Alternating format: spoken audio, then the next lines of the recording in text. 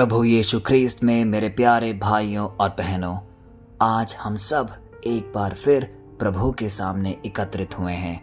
यह क्षण कितना मूल्यवान है।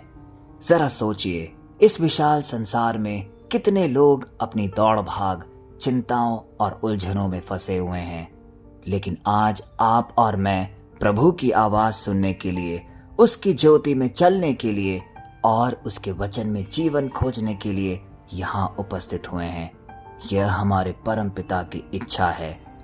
प्यारे भाई और बहनों, आज हम एक ऐसे समय में एकत्रित हुए हैं जब इस संसार का वातावरण नकारात्मकता, कटुता और स्वार्थ से भरा हुआ प्रतीत होता है। हर दिन समाचारों में हम अन्याय, द्वेष और प्रतिशोध की घटनाएं देखते हैं। लोग जरा सी बात पर एक दूसरे से दुश्मनी मोल लेते हैं।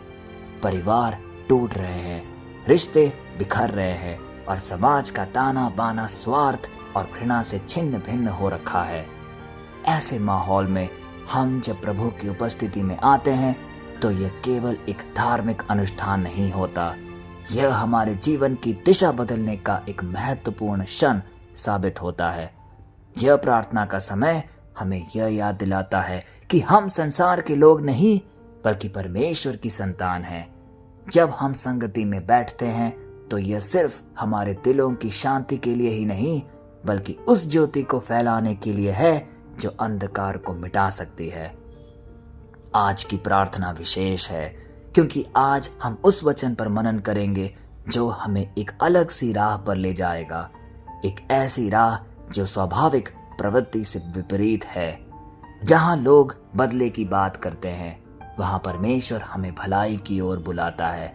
जहां दुनिया कहती है बुराई का जवाब बुराई से दो, वहां प्रभु हमें कहता है बुराई से मत हारो बल्कि भलाई से बुराई पर विजय पाओ। आज हम सब साथ मिलकर विचार करेंगे कि आखिर यह भलाई क्या है। हमारे बैरी को खाना खिलाना, प्यासे को पानी पिलाना, यह केवल सेवा ही नहीं बल्कि आत्मिक युद्ध का एक दिव्य हथियार है। और जब हम इस राह पर चलते हैं तो हम न केवल अपने शत्रु को बल्कि स्वयं को भी परमेश्वर के निकट पाते हैं। भाइयों और बहनों, इस प्रार्थना का समय हमें केवल यह नहीं सिखाता कि कैसे जीना है, बल्कि यह भी सिखाता है कि कैसे इस संसार में अंधकार को प्रकाश से, नफरत को प्रेम से और बुराई को भलाई से जीतना है। तो आइए आज के वचन का एक गहन अध्ययन करें। आज का वचन लिया गया है 1 रोमियो की पुस्तक से, अध्याय 12, पद संख्या 20 और 21, और यह इस प्रकार है। परंतु यदि तेरा बैरी भूखा हो तो उसे खाना खिला, यदि प्यासा हो तो उसे पानी पिला, क्योंकि ऐसा करने से तू उसके सिर पर आग के अंगारों का ढेर लगाएगा। बुराई से ना हारो परंतु भलाई से बुराई को जीत लो। प्यारे भाई और बहनों, आज का वचन कितना शक्तिशाली है, क्योंकि आज का वचन हमें इस बात की ओर प्रेरित करता है कि किस प्रकार हमें अपनी बैरी से, अपने दुश्मन से सामना करना है। नफरत से नहीं बल्कि प्यार से। आज के वचन के कुछ मुख्य बिंदुएं हैं। पहला, बुराई से हारना क्या होता है। हर दिन हम परिस्थितियों से घिरे हुए रहते हैं। कभी अन्याय का सामना होता है तो कभी धोखा मिलता है। बुराई से हारना क्या है। हर दिन हम परिस्थितियों से घिरे हुए होते हैं। कभी अन्याय का सामना होता है तो कभी हमें धोखा मिलता है।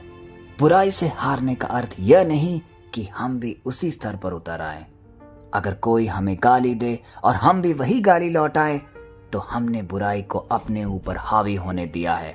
अगर कोई हमें चोट पहुंचाए और हम बदला लें तो हमने अपने आत्मिक रूप से हार मान ली है। परमेश्वर का बच्चा हारने के लिए नहीं बल्कि जीतने के लिए बुलाया गया है। दूसरा अहम बिंदु, भलाई से जीतना क्या है। भलाई का मतलब केवल अच्छे काम करना ही नहीं, भलाई का मतलब है प्रेम में बने रहना, चाहे परिस्थिति कितनी भी कठिन क्यों ना हो। जब हम अपने शत्रु को भोजन देते हैं तो यह दया का कार्य है। यह दया हमारे शत्रु को लज्जित करती है और साथ ही हमें आत्मिक रूप से ऊपर उठाती है। शत्रु को भोजन खिलाने का आध्यात्मिक अर्थ साफ है। यहाँ भोजन का अर्थ केवल रोटी या पानी ही नहीं, यह करुणा, क्षमा और अनुग्रह का एक अहम प्रतीक है। जब हम अपने बैरी की भूख मिटाते हैं तो हम उसे यह दिखाते हैं कि हमारे भीतर एक जीवंत मसीह जागृत है। यह संसार को यह गवाही देता है कि प्रेम सबसे शक्तिशाली हथियार है। सिर पर अंगारे रखने का रहस्य। जब हम इस वाक्य को पढ़ते हैं तो थोड़े असमंजस में रह जाते हैं कि सिर पर अंगारे कैसे रखे जा सकते हैं। इस वाक्यांश का सीधा अर्थ है, हमारे भलाई कर्म शत्रु के हृदय को जलाते हैं। यह उसे आत्मचिंतन की ओर ले जाते हैं। वो ये सोचता है कि मैंने इस व्यक्ति के साथ कितने ही बुरे कर्म किए, इसे कष्ट दिए, इसे परेशानियां दी, लेकिन इसका स्वभाव तो ठीक विपरीत है। ये मुझ पर दया कर रहा है, ये मुझे एक अच्छे स्वभाव से मुझे स्वीकार रहा है। जब हम भलाई करते हैं तो उसका हृदय पिघलता है और परमेश्वर की ओर आकर्षित होता है। यह न्याय नहीं बल्कि आत्मिक परिवर्तन की एक बड़ी प्रक्रिया है।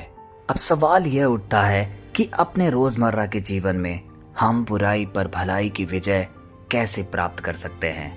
एक व्यक्ति ने अपने पड़ोसी से दुश्मनी रखी।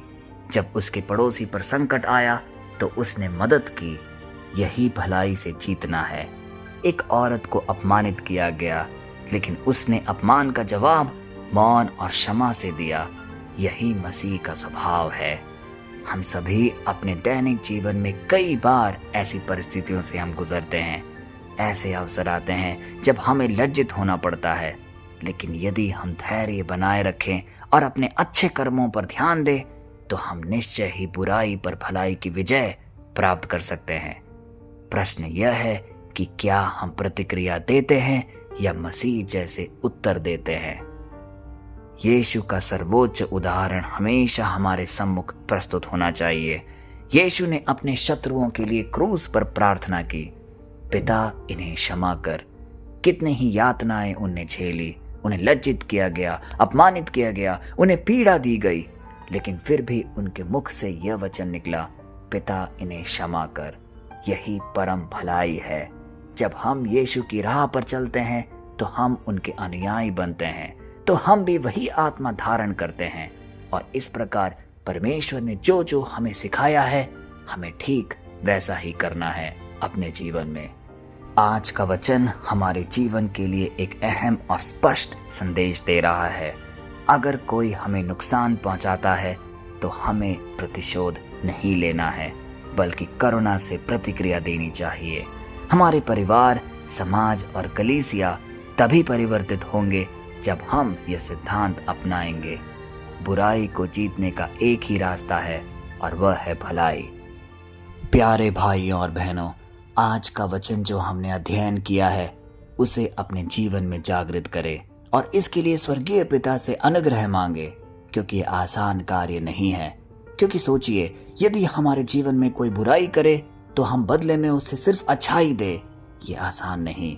यदि हमें कोई लज्जित करे और हम उल्टा उसे सम्मान दे, ये कठिन है। लेकिन सिर्फ और सिर्फ यदि पवित्र आत्मा का उपस्थिति हमारे जीवन और हमारे हृदय में होगा तो निश्चय ही हम यह कठिन कार्य भी पूरा कर पाएंगे, क्योंकि पिता परमेश्वर हमारे मार्गदर्शक होंगे। तो आइए इस छोटे से प्रार्थना की ओर आगे बढ़ें और अपने पूर्णता अपने आप को पिता परमेश्वर के सम्मुख उपस्थित करें और यह प्रार्थना बोलें, हे स्वर्गीय पिता, हम तेरा धन्यवाद करते हैं कि तूने हमें अपने वचन से आज एक नया मार्ग दिखाया। हमें वह शक्ति प्रदान की कि हम बुराई से नहीं हारे, बल्कि भलाई से हर परिस्थिति को जीतते जाएं। हे पवित्र आत्मा, आज इस सभा में उपस्थित हर व्यक्ति के दिल और हृदय को छू ले। हर घृणा, हर कड़वाहट, हर प्रतिशोध की भावना को जला दे। प्रभु, हमारे शत्रुओं के लिए भी हम आज इस वेदी से प्रार्थना करते हैं। उन्हें आशीष दे, उनके जीवन में शांति, उद्धार और समृद्धि ला। हर व्यक्ति की गुप्त प्रार्थना सुन और उनकी इच्छाओं को पूरा कर। यीशु मसीह के नाम से हम ये सारे निवेदन, सारी प्रार्थनाएं अर्पित करते हैं, पिता, पुत्र और पवित्र आत्मा के नाम पर, आमीन। प्यारे भाइयों और बहनों, आज का ये वचन हम सबको बुलाता है कि हम प्रकाश बने, जहां अंधकार है वहां रोशनी लाएं, जहां निराशा फैली है वहां आशा की एक नई लौ जलाएं, क्योंकि भलाई कभी नहीं हारती बल्कि हमेशा जीतती है। इस बात का अध्ययन हमें अपने हृदय में जरूर करना होगा। यदि यह प्रवचन आपके हृदय को छुआ है तो यह अनिवार्य है कि हम इसे कई लोगों तक बांटें, क्योंकि ऐसे कई हृदय होंगे हमारे आसपास जो अंधकार में फैले हैं, जो निराशा में डूबे हैं। हमारा यह वचन उनके जीवन में एक नई प्रत्याशा फैलाएगा। पिता परमेश्वर का स्पर्श वो सब महसूस करेंगे। आइए इस वचन को फैलाएं और एक बड़ी प्रेरणादायी कार्य का हिस्सा बने। कल फिर हम मिलते हैं। तब तक के लिए पिता परमेश्वर की असीम दया, कृपा और क्षमा में आप सबको समर्पित करते हैं। पिता, पुत्र और पवित्र आत्मा के नाम पर, आमीन।